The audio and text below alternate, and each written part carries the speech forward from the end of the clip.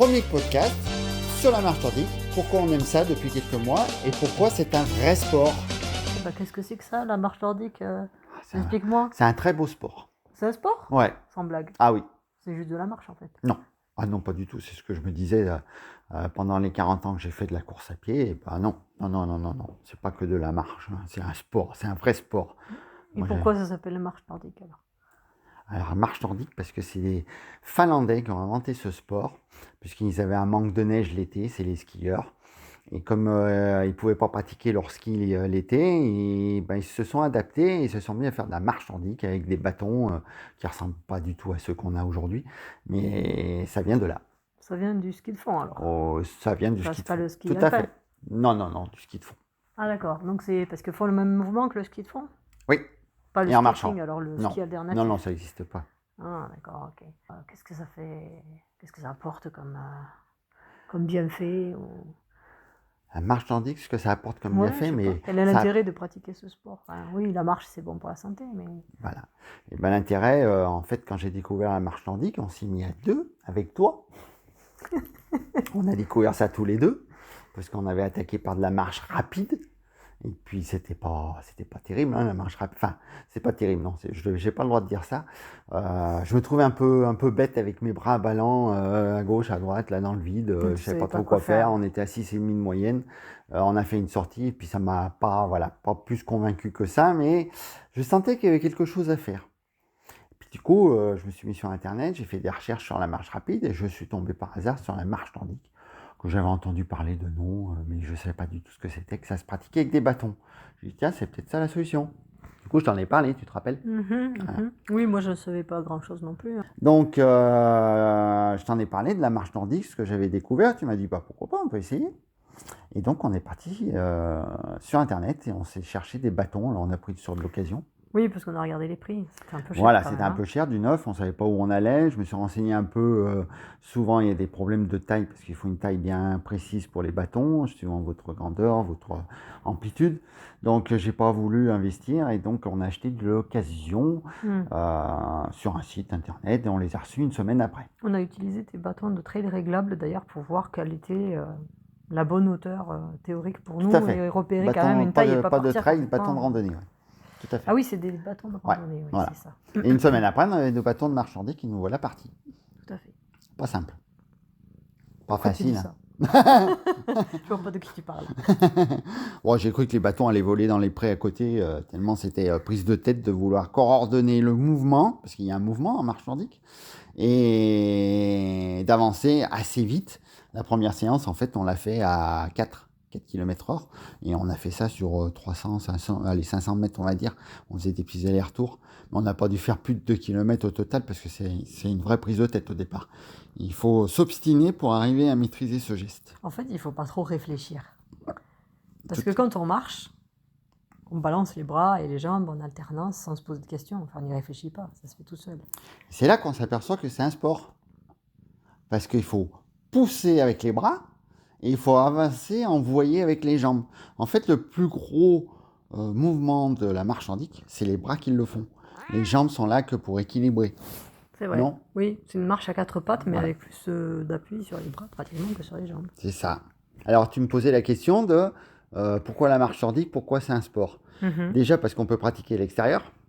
Ce que je retrouve, puisque moi j'étais un coureur à pied, ça faisait 40 ans que je faisais de la course à pied, du trail, des marathons, un 100 bornes, une Saint-Élion, et je retrouve dans la marche nordique le plaisir d'aller à l'extérieur, d'aller dans les chemins, sur les petites routes, voire de crapahuter dans les prés s'il y a besoin, si l'envie est là. Donc d'être exposé aux éléments de la nature, des fois il peut pleuvoir sur la veste de pluie, ça c'est pas très très grave. Exposé aussi à avoir un magnifique lever de soleil ou un magnifique coucher de soleil, c'est des plaisirs que j'avais avec la course à pied que je retrouve avec la marche nordique.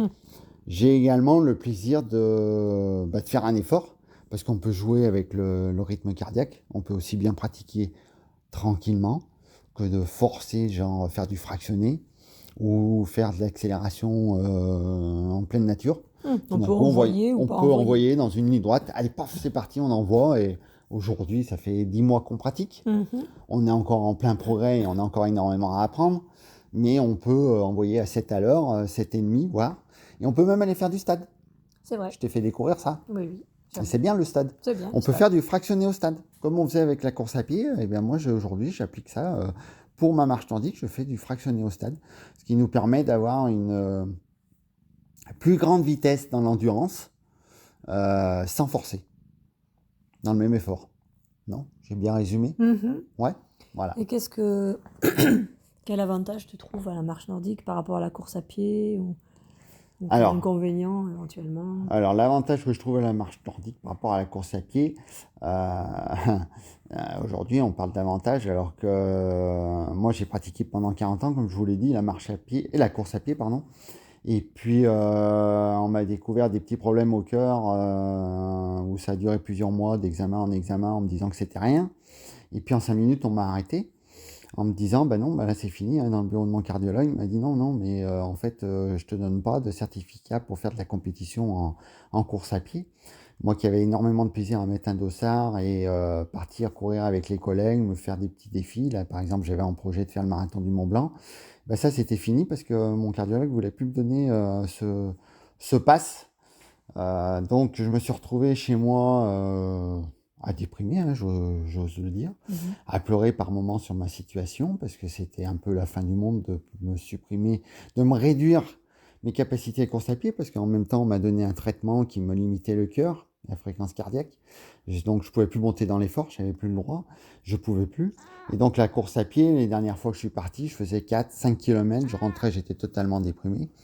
Et puis jusqu'au jour où un matin, je suis rentré, un samedi matin, après 5 km, puis je t'ai dit, la course à pied, c'est fini pour moi, j'arrête, je fais un break au moins, parce que j'ai plus de plaisir. Et c'est là qu'on a cherché, qu'on est tombé sur la marche nordique. Et la marche nordique a l'avantage, c'est qu'on peut faire un bel effort, tout en étant quand même, en sollicitant moins la fréquence cardiaque, en sollicitant moins le muscle cardiaque. Du style, en endurance, en course à pied, j'étais à 155 pulsations en parlant autour de moi. En marche nordique, bah, quand on est à 110, on peut encore tout à fait parler et envoyer déjà une bonne vitesse, à 110 pulsations. Donc là, la différence est là, c'est que j'ai plus de limite. Je suis bien et dans les montées, bah, je me gère et je passe sans problème et après je réaccélère dès que j'arrive sur le plat. Donc ça, c'est le gros avantage à la marche nordique, c'est que je peux faire un effort tout en étant libre, en ayant ce traitement qui ne me gêne pas du tout. Voilà, ça c'est par rapport à la course à pied, c'est très très bien. Et l'avantage de la marche nordique, c'est que je peux réutiliser tout mon matériel de sport que j'avais de la course à pied. Les chaussures, enfin l'équipement complet. Donc ça, c'est cool. Et puis je peux retrouver le plaisir d'aller dans la nature. Parce que c'est un sport, et dans la nature, bah, on pratique aussi bien en descente, aussi bien en montée. Il faut fournir l'effort quand suivant le terrain, suivant le profil du terrain. Donc j'y trouve beaucoup d'avantages aujourd'hui de pouvoir partir 1 heure, 1 heure et quart, voire 3 heures, comme là on a fait récemment à 20 km. Mais on n'est pas obligé de faire des grandes distances comme ça, hein. On peut faire des 5 km pour débuter. D'ailleurs, on faisait combien au départ pour débuter? 2, 3, 4 km. On faisait des boucles, on faisait 30 minutes. Ouais, on faisait 30 minutes au départ. Voilà. Notre plus gros problème a été de maîtriser le geste. Donc on a commencé par on a pris 1 ou 2 stages. Après on s'est mis dans un club, j'aurai l'occasion d'y revenir sur d'autres podcasts. Et on a progressé, et puis on a encore à progresser, on a encore beaucoup à apprendre, hein. Il y a aussi par rapport à la sollicitation du corps, par rapport à la course à pied.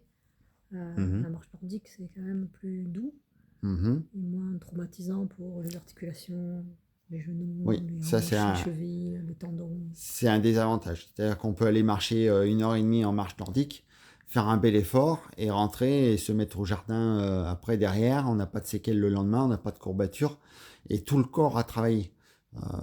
Niveau épaule, niveau cou, niveau torse, enfin tout le corps.